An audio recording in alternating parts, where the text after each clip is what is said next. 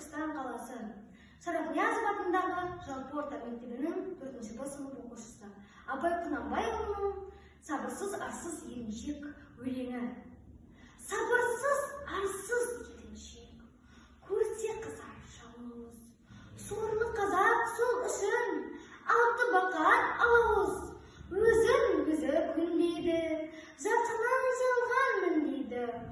Ол арсыздық белгісі, ұят сынбай ойланбай, қой дегенге тіл алмай.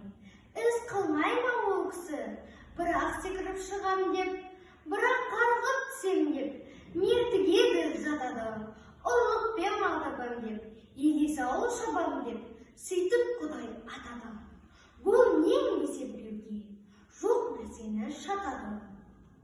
Құтылам деп ісінен, бәрін көріп кісіден, шығынға әбден батады.